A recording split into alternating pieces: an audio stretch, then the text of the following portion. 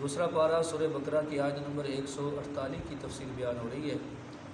اس جملے کی تفسیر آپ حضرات نے سن لی تھی کہ اللہ رب العالمین ارشاد فرماتے ہیں فاستبقوا الخیرات، نیکیوں میں آگے بڑھو، نیکیوں میں ایک دوسرے کا مقابلہ کرو، نیکیاں زیادہ جمع کرنے میں ایک دوسرے سے سبقت کرو۔ اس کے بعد ارشاد فرمایا اینما تکونوا یاتی بکم اللہ جمیعا، کہ اے لوگو تم جہاں بھی ہوگے نا اللہ تعالیٰ تم سب کو اکٹھا کر کے لے آئیں گے۔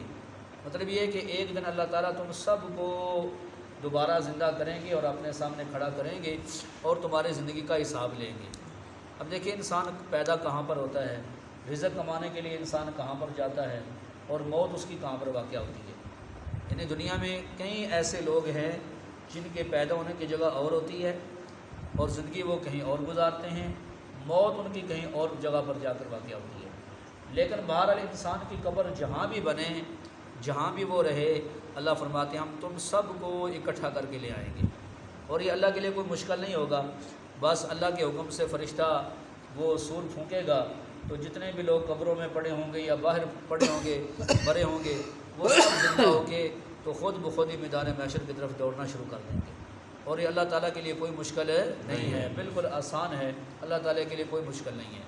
تو انسان کو اگر یہ سوچے نا، جب انسان یہ بات سوچے کہ یار میرے ہمیشہ رہنے کی جگہ دنیا نہیں ہے بلکہ ہمیشہ رہنے کی جگہ تو آخرت ہے، اور میں جہاں بھی ہوں گا اللہ تعالیٰ مجھے لے کر آئیں گے، تو پھر انسان گناہ اور گناہ کرنے کے جو منصوبے ہیں پھر وہ انسان نہیں بناتا، بلکہ اس کی کوشش ہوتی ہے کہ میں جتنا بھی اچھے اعمال کر لوں، اپنے نیکیوں میں اضافہ کر لوں تاکہ میری آخرت والی زندگی وہ صحیح ہو جائے۔ حدیث پاک میں ایک واقعہ آتا ہے نا کہ ایک آدمی بہت گناہ گار تھا، بہت زیادہ، تو چونکہ وہ گناہ گار تھا ساتھ جاہل بھی تھا، تو اس نے مرتے وقت ایک جاہلانہ وصیت کی، اپنے بیٹوں کو کہا کہ میں نے بہت گناہ کیے ہیں، تو اگر اللہ تعالیٰ نے مجھے زندہ کر لیا تو اللہ تعالیٰ مجھے ایسا عذاب دیں گے کہ کسی کو نہیں دیں گے، تو ایسا کرنا کہ میرے مرنے کے بعد میری لاش کو جلا دینا اور کچھ راکھ ہوا میں اڑا دینا، کچھ پانی میں بہا دینا تاکہ میں دوبارہ زندہ نہ ہو سکوں۔ ایک جاہلانہ وصیت کی اس نے، اگرچہ اللہ پر آخرت پر اس کا ایک ایمان تھا لیکن جاہل تھا، تو جہالت کی وجہ سے اس نے یہ وصیت کر دی۔ تو اس کے بیٹوں نے ایسے ہی کیا، لیکن اللہ تعالیٰ نے اس کی راہ کو جمع فرمایا اور دوبارہ اللہ پاک نے اس کو زندہ فرما دیا۔ اللہ کے لیے تو کوئی مشکل نہیں ہے نا، انسان کے ذرات خواہ ہوا میں بکھر جائیں، خواہ پانی کے اندر چلے جائیں، جہاں بھی ہوں، اللہ تعالیٰ کا وعدہ ہے کہ دوبارہ انسانوں کو زندہ فرمائیں گے۔ تو حدیث میں آتا ہے اللہ تعالیٰ اس کو زندہ فرمائیں گے اور اس کے بعد اللہ تعالیٰ اس سے پوچھیں گے کہ اس نے یہ معاملہ کیوں کیا، تو وہ صحیح بات کرے گا کہ یا اللہ آپ کے ڈر کی وجہ سے میں نے یہ معاملہ کیا تھا، کہ آپ کا مجھے خوف تھا کہ آپ مجھے ایسا عذاب دیں گے کہ کسی اور کو نہیں دیں گے، تو اللہ تعالیٰ مہربانی فرمائیں گے اور اس بندے کو بخش دیں گے۔ اس سے میں یہ معلوم ہوتا ہے میرے بھائیوں کہ ہر انسان کو اللہ زندہ فرمائیں گے اور دوبارہ اللہ تعالیٰ کی بارگاہ میں پیشی ہوگی۔ لہٰذا ہمیں سوچنا چاہیے کہ 24 گھنٹوں میں کتنے گھنٹے ایسے ہیں روزانہ کی بنیاد پہ کہ جس میں دنیا کے لیے اپنا زندگی لگاتا ہوں، اور کتنا وقت ایسا ہے جو اللہ پاک کو راضی کرنے کے لیے اور اپنی آخرت کی تیاری کے لیے میں وقت لگاتا ہوں۔ ٹھیک ہے جی۔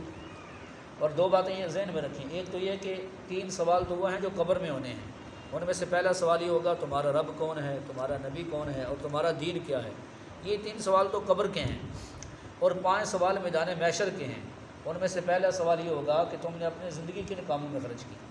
آج ہم دیکھیں، ہر طرف نظر دوڑائیں، اپنے اوپر بھی دیکھیں، اپنے میرے بھائیوں نظر بھی دوڑائیں اپنی زندگی پر کہ میری زندگی کن کاموں میں خرچ ہو رہی ہے، کون سے کاموں میں خرچ ہو رہی ہے، میری محنت کس کے اوپر ہو رہی ہے، میری صلاحیتیں کہاں پر لگ رہی ہیں۔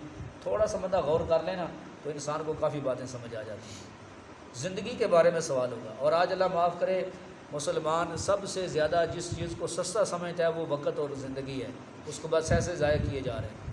تو پہلا سوال کس کے بارے میں ہوگا؟ زندگی کے بارے میں۔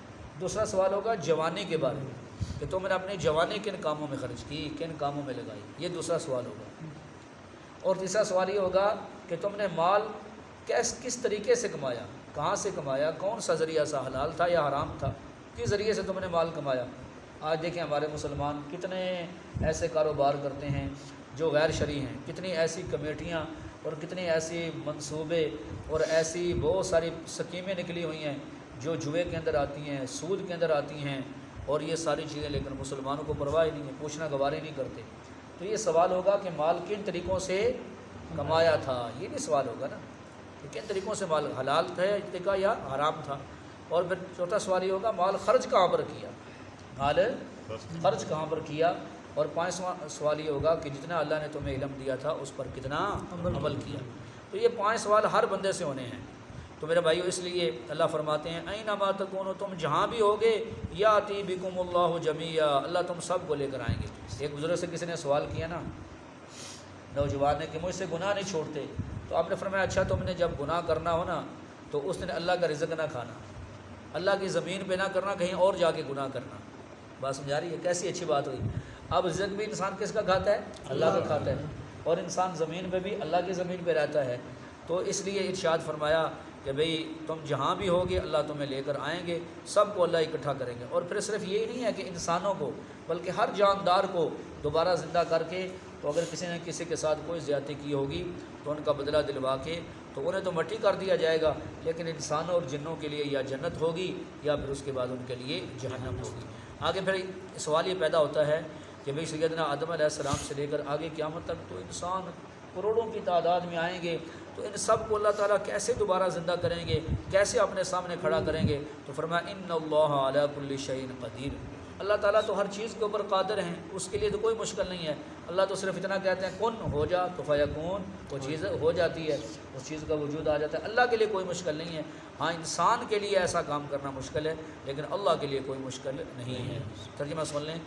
بسم اللہ الرحمن الرحیم۔ فرمایا کہ فاستبقوا الخیرات، نیکیوں میں آگے بڑھو، مقابلہ کرو، سبقت کرو۔ اینما تکونوا، تم جہاں بھی ہوگے، یاتی بکم اللہ جمیعا، اللہ تم سب کو اکٹھا کر کے لے آئیں گے۔ ان اللہ علی کل شیء قدیر، بے شک اللہ ہر چیز کے اوپر قادر ہے۔